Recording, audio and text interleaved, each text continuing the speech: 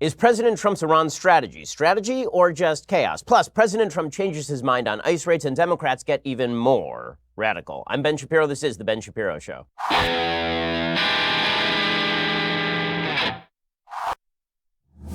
Alrighty, well, we have a lot of news to get to. Also, later in the hour, I will regale you with the antics of my children during my wife's graduation ceremony yesterday. Yeah, I know, I'm going to put you through that, but don't worry, we'll save it for the end of the show. But first, will you fight for your freedom?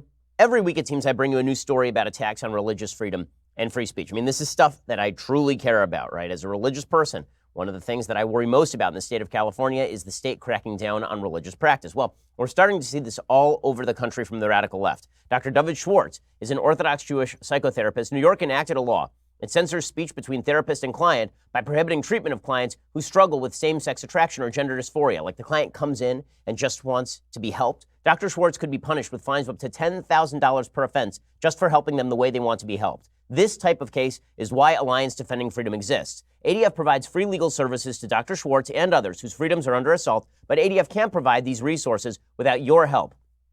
ADF relies on donations to fight for your freedom. If this attack can happen to somebody like Dr. Schwartz, it could happen to you. I think this stuff is some of the most important.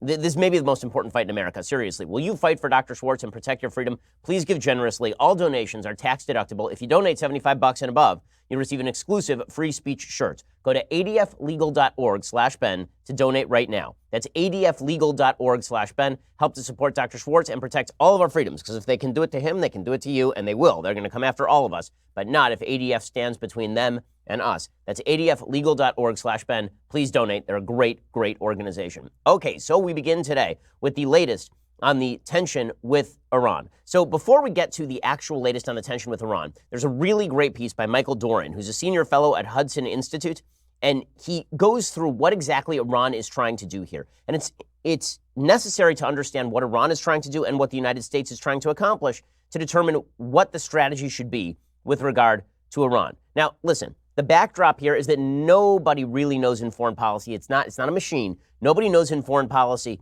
what can happen given any circumstance. Foreign policy is simply too unpredictable. There are, however, tried and true strategies when it comes to things like deterrence. If you're trying to deter somebody's action, they have to know that you are committed to taking a very harsh step should they violate a line, right? This is why President Obama violating his own red line in Syria was so devastating. It's why when President Obama said to Syria, use chemical weapons and that'll violate our red line, and then him backing off the red line, it undermined his credibility and it led to tremendous suffering across the Middle East and across the world. It's one of the reasons why a lot of America's enemies got more ambitious and more aggressive in the face of President Obama. In other words, the talk softly and carry a big stick methodology of Teddy Roosevelt isn't just a nice phrase, it's also a very good strategy. That when you carry the stick, people should know that you're carrying the stick. Blustering is not good. Bluffing is not good. If you're going to draw a red line, it actually has to be a red line. And if you're not going to draw a red line, then don't draw a red line. Be very clear about where your lines are so that people know that if they cross them, you're going to smack them. Okay, that is sort of the predicate to this discussion. We have to know what exactly the policy is. And the policy has to be backed by an actual grand strategy. It can't just be haphazard. It can't be you're frustrated, so you throw a missile somewhere, the Clintonian policy of an embassy gets bombed in Kenya or Tanzania, and so we toss a missile at a drug factory in Sudan. You can't actually do that, right? That doesn't evince any sort of fear on the part of your enemies or the belief in consistency. Foreign policy is a lot more like parenting when the United States is involved than it is like a bargain between mutual friends. There is no community of nations. When it comes to the international community, there's no community. The international community is a dog-eat-dog space, and that means that the most powerful hand, the whip hand in international politics, has to be very predictable and very solid. People have to know what they are going to do before they do it, especially if they're going to take a strong policy. Okay, so what exactly does Iran want? Because right now, Iran has been engaged in aggressive antics for the past several months. Well, Michael Doran, as I said, has a really good piece over at Mosaic. It's called What Iran is Really Up To. He says, in April 2015, the Joint Comprehensive Plan of Action, the JCPOA, that is the Iran nuclear deal signed by President Obama, a garbage deal, was still to be formalized, but Republicans preparing to run for president in the following year were already denouncing it. At a public forum in New York City, the Washington Post columnist David Ignatius asked Javad Zarif, the Iranian foreign minister, whether he worried that one of these Republicans, if elected, might overturn the deal. Zarif answered confidently, Any successor to Barack Obama would be constrained by international law, by America's commitments, formal and informal, to allies and partners, and by all the norms that govern relations among nations today. He said, I believe the United States will risk isolating itself in the world if there is an agreement and it decides to break it. The result of any such action, he predicted, would be chaos. Zarif's comment, says Doran, prefigured the strategy that Iran's Supreme Leader Ali Khamenei is following today in his brinksmanship with President Trump. Playing on the fear, especially prevalent among European elites and American Democrats, that Trump is precisely an agent of chaos, Khamenei has taken a leaf from the book of Chinese leader Xi Jinping, who in 2017 appeared at the World Economic Forum as the representative of enlightened globalism. We should adhere to multilateralism to uphold the authority and efficacy of multilateral institutions, Xi declared. We should honor promises and abide by rules. The chords struck by Xi were still resonating in the halls of the G20 summit in Buenos Aires last December, when the assembled leaders adopted a joint communique affirming their commitment to a rules-based international order. This is shorthand for slapping Trump, presumably. Khamenei intends to leverage the fears that haunt Europeans by raising the specter of war and simultaneously offering a cooperative, multilateral way to exercise it, namely by returning America to the Iran nuclear deal. His goal is to place President Trump's renunciation of the Iran nuclear deal on the unofficial agenda of this week's G20 summit, which begins Saturday, June 29th and 30th, in the hope that it will win a place on the short list of Trump's major sins against a rules-based international order, right up there with the American president's economic protectionism and his disavowal of the Paris Climate Accord. So basically what Khamenei wants is to get the Europeans to pressure President Trump into re-signing the Iran nuclear deal. Why? Because the Iran nuclear deal allows Iran to develop a nuclear weapon, as I'll explain in just a second, rather as Michael Doran explains over at Mosaic. And this is exactly right. I'll explain in just 1 second. First, you know the big tech companies are looking for all your data. They want your data because then they monetize your data. And that's annoying to you because you didn't think that's really what they were doing. But here's the truth. Big tech companies making gobs and gobs of your money, well, you can do that too. If you want to keep giving them your data, you can go right ahead and do that. But you should know that you too can be earning money off your own data with Big Token. So here's how it works. First, you download the app and you sign up for a free Big Token account. Next, you complete actions to earn points. Actions include answering surveys, checking into locations, connecting your social accounts, and more. Then you can redeem your points for rewards like cash and gift cards. You can donate your earnings to charity. You choose what data you share with Big Token, and then you get paid for it. Your data is always secure in Big Token. The best part is you're going to get paid. If you want to start earning money for your data, go to the App Store or Google Play, search for Big Token, that's BIGTOKEN, Big Token, that's one word. Download the app and sign up. Make sure to use my referral code Shapiro again. Search Big Token in the App Store or Google Play. Download the app. Use my referral code Shapiro to sign up. Claim your data, get paid. Go check them out right now. Big Token in the App Store or at Google Play. Why should everybody else make money on your data when you could be making money on your data? Go check them out and use my referral code Shapiro to sign up. Okay, back to the strategy that Iran is using here. So according to Michael Doran, he says it was the Iranian President Hassan Rouhani who revealed the public face of the new strategy. The date, May 8th, was highly symbolic. Exactly 1 year earlier to the day, Trump had renounced the nuclear deal and reimposed sanctions on Iran. His country's patience, Rouhani declared in a televised speech, was exhausted. For 12 months, Iran had displayed admirable forbearance in the face of Trump's maximum pressure campaign against it. It had done so, he said, in an obvious nod to the Europeans, in large part because nameless signatories to the Iran nuclear deal had asked Tehran to avoid acts of retaliation while they worked to help shelter it from the worst ravages of American sanctions. Rouhani said, this strategic patience indicates the Iranian nation's power and greatness.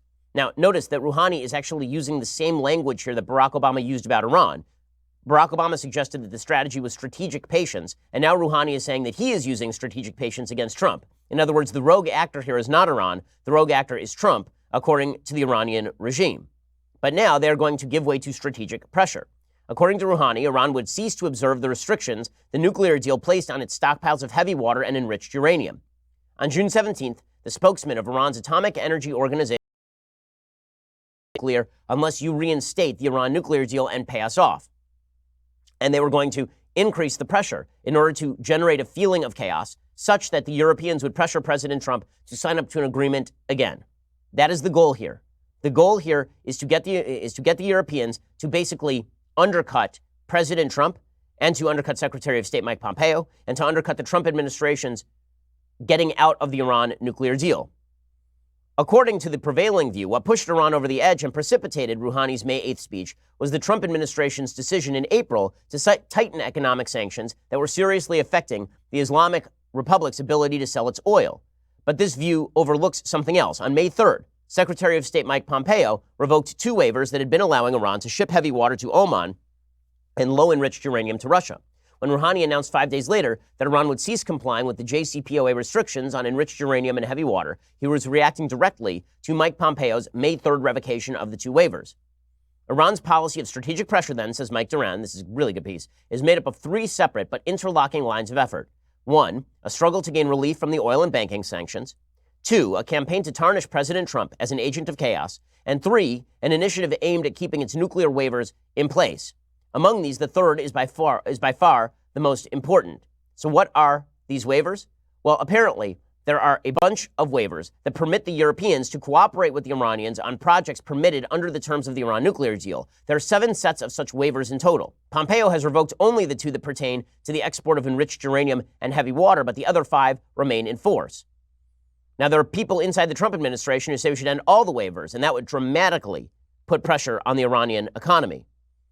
But there are also people in the State Department who didn't want that kind of pressure on the Europeans. The Europeans were lobbying Washington to continue renewing all of the waivers, and those efforts were partially successful. The 5 waivers escaped the axe because they applied to activities in which Iran's partners are European. Presumably, the Europeans kept Tehran well informed regarding the debate in Washington. Khamenei understands that the Europeans are fighting hard to save the nuclear deal and that their support is an asset to Iran, and that the debate over the waivers has also been creating in the transatlantic alliance a fissure that benefits Iran. He also understands that the fight is by no means over. The administration usually grants waivers 180 days. On May 3rd, it shortened the term to 90 days. Khamenei is intent on pressuring the Europeans and interested powers like Japan to convince the American president to reinstate the 2 revoked waivers and commit his administration to leaving the other 5 in place for the remainder of his term in office. Also, the Trump administration has been considering whether to activate the multilateral snapback mechanism at the UN, meaning that there was a mechanism that was supposed to be in place during the Iran nuclear deal that if the Iranians violated the agreement, the sanctions would snap back. And there's enough information to show that the Iranians have violated the nuclear deal because there are archives showing that Iran never abandoned its nuclear weapons program but simply restructured it, emphasizing dual-use activities to allow Tehran to falsely claim that they are pursuing peaceful nuclear activities. If Trump were to invoke the snapback, then a bunch of sanctions would be put back into place. So Khamenei must instead push the idea that he has been abiding by the deal, that the waivers should stay in place, and that as President Trump puts new pressure, the possibilities of chaos are increasing. So this is the game. This is the game. And he's being helped out in this game by Democrats. So Democrats have been jumping on the bandwagon. Europeans have been jumping on the bandwagon as well. The press have been jumping on the bandwagon, proposing that it's President Trump who seriously wants war. Now, there's no evidence that President Trump wants war. In fact, Trump keeps saying over and over and over again that he does not, in fact, want war. Right, here's President Trump over the weekend explaining that everyone was saying I'm a warmonger. Now they're all saying I'm a dove. So what's the deal? Everybody was saying I'm a warmonger, and now they say I'm a dove. And I think I'm neither. You want to know the truth. I'm a man with common sense, and that's what we need in this country is common sense. But I didn't like the idea of them knowingly shooting down an unmanned drone, and then we kill 150 people. I didn't like that. Okay, Maxine Waters, right, comes out, and she is actually doing the work of the Iranian administration. She tweets out, Trump, you get no credit for so-called stopping the strike against Iran. Why was the unmanned drone in Iran's airspace? It wasn't. Why the surveillance? Because you have to surveil international airspace. Don't provoke and then pretend innocence. So everybody is jumping on the Iranian bandwagon here. This is pretty astonishing. So basically, you have a bunch of people in the Democratic Party who made a deal with the Iranian regime and then blamed the Republicans, saying the Republicans were trying to undercut the deal, and this helped Iran's hardliners. That was an absolute lie. The Iranian hardliners are the government. Okay, now you have the Iranian government, which is stumping for chaos, specifically in order to undercut Trump, and Democrats are signing up for the party. You got folks like Adam Schiff who are suggesting that it's Trump's chaos in the Middle East, even though he knows that it's Iran. You have people like Maxine Waters overtly parroting Iranian propaganda. That's what's going on here. Now, in a second, we're going to get to President Trump's actual strategy here, because here is the problem. This is a point where you do need a certain level of stability. You need the president's strategy to be out there. You need him to explain his strategy. People have to know where the lines are, where he is willing to bend, where he is not willing to bend, because otherwise the Iranians have an interest in upping the ante. If, as I suggest, the Iranians are interested in chaos, then forwarding chaos would seem to be what they are looking for. Okay, so here is President Trump's policy. So, according to the Wall Street Journal, President Trump ended up bucking his national security aides on his own proposed Iran attack. They say President Trump bucked most of his top national security advisors by abandoning retaliatory strikes in Iran on Thursday. In private conversations on Friday, Trump reveled in his judgment, certain about his decision to call off the attacks while speaking of his administration as if removed from the center of it. Trump told one confidant about his own inner circle of advisors, quote, "These people want to push us into a war, and it's so disgusting. We don't need any more wars." Now, again, I disagree with that on a fundamental level. I don't think that Secretary of State Mike Pompeo is itching for war with Iran. I don't think that John Bolton is itching for war with Iran. Despite all of the talk about this, I really don't. And the notion that these folks are just desperate to go to a war that would end with tens of thousands of American dead, presumably, and billions, if not trillions of dollars spent. Nobody is interested in that. But one of the ways that you prevent war is you prevent international misunderstanding that escalates into war. Because here's two ways of falling into war. Way number one, the United States reacts to an Iranian provocation, and then the Iranians try to pancake a bunch of American bases, and then we're in a war. Okay, because we were too harsh in our response. Way number two is that we aren't harsh in our response. Iran keeps pushing the envelope to the point where we have no choice. Iran shoots down a manned American aircraft. Iran captures a bunch of American soldiers. Iran kills an American. Now, President Trump has said, if they do that, then we're going to have to do something. Okay, well, you got to set the lines because the Iranians are going to push right up to the line. Whatever the line is, the Iranians are going to push all the way up to it. And if you don't make clear what the line is, if you have a secret line in your head and the Iranians violate it, you could find yourself in a war much more easily than if you say, here is the line, you cross it, and the hammer comes down. Right now, it's not clear where President Trump's line is because he keeps moving around on the line. And listen, maybe there's a strategy in place, but it would be good to hear it. It would be good to hear what the strategy is because the Iranians clearly have a strategy, and that is to play on the sense of chaos inside the Trump administration to convince the Europeans to pressure Trump to make a deal and for them to appeal to Trump's isolationist side. Because here's what the Iranians are going to do now. What the Iranians are going to do is they're going to go to the Europeans, and they're going to say to the Europeans, like, Trump's an agent of chaos. You need to get him back in this Iran nuclear deal. We can go back to status quo ante under the Iran nuclear deal, and everything will be all better, and that chaotic Trump will be taken off the table. And then what you're going to get are Europeans and isolationists in the United States who go to President Trump and say, you don't need a war, man. And the best thing you can do here is do exactly what you did with NAFTA, which is you can sign a deal that looks a lot like the Iran nuclear deal, but call it Trump's deal, and then get all the credit. And that's sort of an appealing pitch to President Trump. Now, this rests on what do you think America's interests are? Really, in the end, this rests on what do you think America's interests are in the region? Part of the problem for President Trump is I'm not sure that he really believes America has significant interests in the region. He keeps signaling back and forth. So on the one hand, he says that we have an interest in Iran not gaining a nuclear weapon. Okay, well, if that's true, Iran's been violating the nuclear deal, so the sanctions should stay in place. On the other hand, when they are shooting ships and blowing them up in the Straits of Hormuz, the president seems unconcerned about that. So here's what the president tweeted today. Quote, China gets 91% of its oil from the Strait, Japan 62%, and many other countries likewise. So why are we protecting the shipping lanes for other countries, many years for zero compensation? All of these countries should be protecting their own ships on what has always been a dangerous journey. We don't need to be there in that the U.S. has just become by far the largest producer of energy anywhere in the world. The U.S. request for Iran is very simple. No nuclear weapons and no further sponsoring of terrorism. But here's the reality. When it comes to no further sponsoring of terrorism, who knows whether President Trump is really committed to Iran not sponsoring terrorism in the region? Why should we care?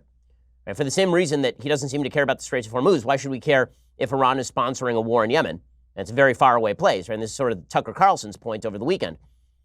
The truth is, however, in international politics, there is no such thing as a vacuum. So let's say that the United States were to pull out of the Gulf of Oman and the Straits of Hormuz. We're just going to pull out right now. And China were to take control because it's a lot of Chinese oil that is going through. And China were to work with Iran. Do you think that that's beneficial for the United States? For China to control a significant amount of the world's oil supply? The fact is that we have a global oil market. So while the United States may be self-sufficient in terms of oil, the amount of oil that we put on the market has a heavy impact on what the price of oil is at the pump. In 1973, when OPEC decided on an oil embargo against the United States was still a solid producer of oil. But it does impact the global oil prices and the price at the pump if, in fact, the other players in the global market decide that they are going to shut down key shipping lanes like the Straits of Hormuz. So when the United States retreats from the world scene, that is not left open. And that it also encourages the threat of violence in the end, because you strengthen China. President Trump is very concerned, I think rightly so, at the global ambitions of the Chinese. He's rightly concerned at the strength of China's government and China's territorial ambitions. So would the goal be to hand over the Straits of Hormuz? To me, that's no better than Vladimir Putin taking control of Syria. We have geopolitical rivals. Those geopolitical rivals are interested in taking more territory under their own control and then providing threats to America's national security, as well as to America's partners and allies, as well as to global trade and economics. If you believe that global economics is entirely global, indeed it's a global thing, the United States has an interest in preserving the freedom of economics and the freedom of flow of things like oil. If you believe that there are rival countries out there that have territorial ambitions and want to form alliances with evil countries like Iran in order to forward those ambitions, and that as those countries gain power, they become more threatening to the United States, you got a problem. Now, listen, you can err on the other side too, right? You can err on the other side of looking to go to preemptive war every 5 minutes because you think that you see a threat around every corner. And you can do that too, and we ought to be cautious. We ought to be cautious. I think one thing that we learned from the debacle in terms of intelligence in Iraq is that we ought to be cautious about these things, obviously. But there's also a point to be made, which is if you can take an action that forestalls the growth of an alliance against you at a cheap cost, meaning you knock out Iran's navy, for example, and Iran isn't going to go to full war. If that's the analysis, then maybe that's something you got to say to them. Right now, we don't seem to have a strategy, and President Trump, while he may have been right not to strike the Iranians over the downing of the drone, I said last week I think that he was wrong. Maybe he's right. Maybe he's right. Whatever it is, it has to be part of a broader strategy, because if it really is just gut level, we're doing it or we're not doing it, that's going to allow Iran exactly what they want, which is to grant this feeling of chaos. Now, maybe you're a full isolationist. You think we should pull out of the region entirely. You don't care if Iran takes control of the Strait of Hormuz. You don't care if China gets involved. You don't care if the Russians gain power. You think that the United States should basically retreat within its own borders and then leave the world as is. I think that's bad foreign policy. I think that that's a mistaken foreign policy, because the fact is either the United States occupies this space or our enemies occupy this space. And if we can do so at low cost, we ought to occupy the space, because if we don't, we will have to defend that space at much higher cost in the future. But we have to decide on what the vision is for foreign policy, because President Obama campaigned on retrenchment and then he retrenched. That was not good for America. President Trump campaigned on retrenchment too on foreign policy, and so far he has not retrenched, and that's been good for American foreign policy. Is he retrenching now? I don't know. No one knows. And that actually helps the Iranians in the sense that they want to portray Trump as an agent of chaos. Okay, in just a second, we'll get to the Trump administration again sending some mixed signals on this thing. President Trump looking sort of isolationist on the one hand and meanwhile acting out on the other. First, let's talk about the Wi-Fi in my house. Okay, so my house happens to be an older house. That means that the walls are all made of plaster, which means that they are very, very thick. And that means that the Wi-Fi connection at my house sucks on one end of the house, or at least it did until I started using Eero. Getting a good Wi-Fi connection in every corner of my house, it's rough when you use a single router. What you actually need is a distributed system that allows strong Wi-Fi to reach everywhere. I mean, we couldn't use it in our kitchen. We could use it in our bedroom until Eero came around. This is what offices have had for years. With Eero, you can install an enterprise-grade Wi-Fi system in your home in just a few minutes. Simply download the Eero app on your iOS or Android devices. It'll walk you through each step of the process. It is quick, it's easy, and it's painless. Eero Plus is designed to provide simple, reliable security that defends all your home's devices against a growing number of threats like malware, spyware, phishing attacks, as well as unsuitable content. The combination of Eero with Eero Plus provides complete protection for your network and all the devices and people who use them as they connect to the internet. Eero Plus includes third-party security apps, VPN protection from Encrypt.me, password management from 1Password, antivirus software from Malwarebytes.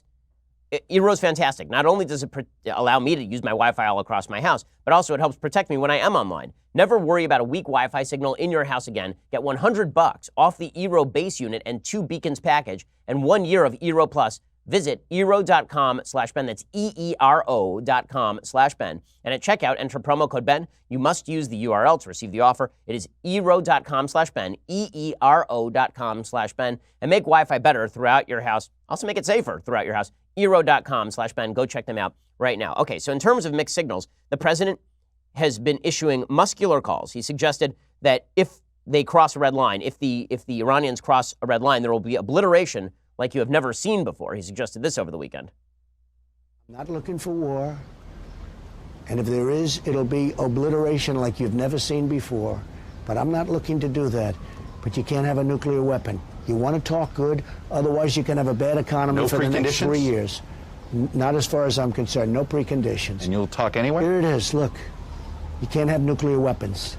And if you want to talk about it, good. Otherwise, you can live in a shattered economy for a long time to come. Okay, notice there are a couple of things that he's saying here that are really interesting. One is, he says, if you cross a line, an unspecified line, then we will destroy you. And then he suggests that the line is the development of nuclear weapons, but he doesn't mention anything about terrorism or about Iranian aggression in the Gulf of Oman or any of that sort of stuff, which puts him back on the path to re-entering the Iran nuclear deal, right? Because if the idea is all we have to do is stop Iran from getting a nuke, he can just re-sign into an agreement where supposedly they stop creating nuclear weapons, right? Which is what Obama was falsely claiming. Senator Tom Cotton, who's an ally of the administration, a very strong ally of the administration from Arkansas, obviously a man also with military experience, who's on Fox News Sunday, he said, the big problem here is we don't have a firm set of boundaries. He's saying the same thing I'm saying here, and I think Cotton is correct, obviously. I think retaliatory strikes were warranted when we were talking about foreign vessels on the high seas. I think they were warranted against an American unmanned aircraft. What I see is Iran steadily marching up the escalation chain. It started out with threats. It went to an attack on vessels in ports. It went to an attack on vessels at sea. Now it's an unmanned American aircraft. I fear that if Iran doesn't have a firm set of boundaries drawn around its behavior, we're going to see an attack on a U.S. ship or U.S. manned aircraft. Okay, and he's exactly right. You at least have to make clear to them that if they kill an American, then we are going to blow their Navy off the map, right? You have to set some sort of line, just like with a child. Okay, with my children, if my children do X, they get punishment Y. That is the way that foreign policy has to work as well. And here's the thing. The Obama administration was looking to box President Trump in. By creating the nuclear deal, they were boxing in everybody who opposed Iran's nuclear weapons program over the long haul. It was originally designed to box in Israel, so Israel wouldn't strike at Iran's nuclear facilities.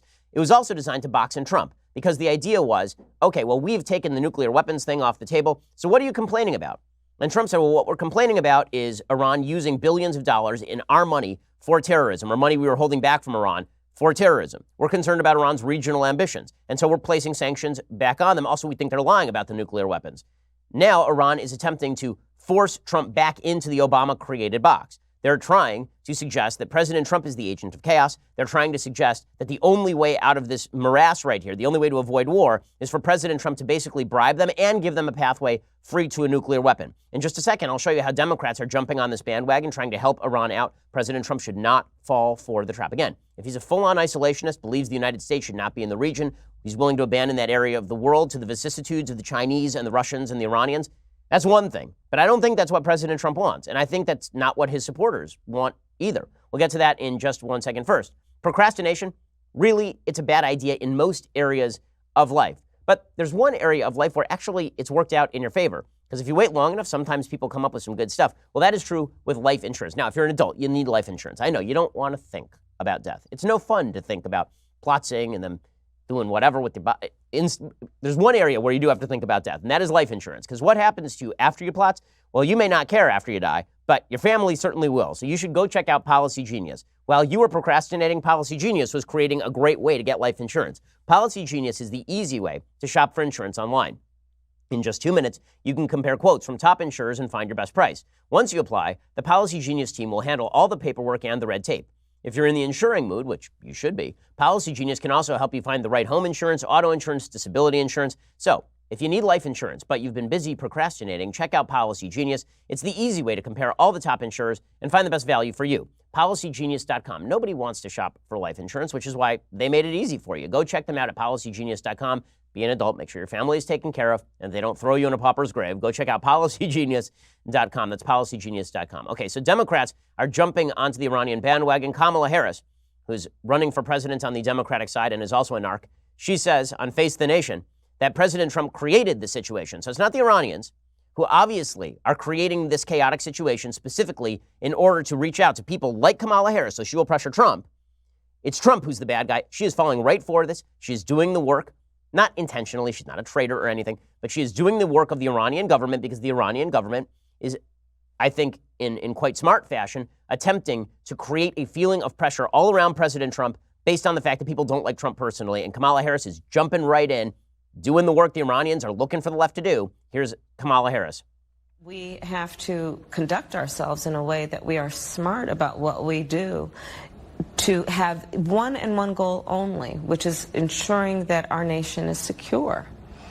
And it cannot be the goal to express one's ego and to engage in gamesmanship without much serious regard to the consequence. And I think that's what we've seen in this president. Oh, well, you know, it's Trump who's the agent here. He's the problem. You got the Washington Post with headlines like this. Trump's erratic policy moves put national security at risk.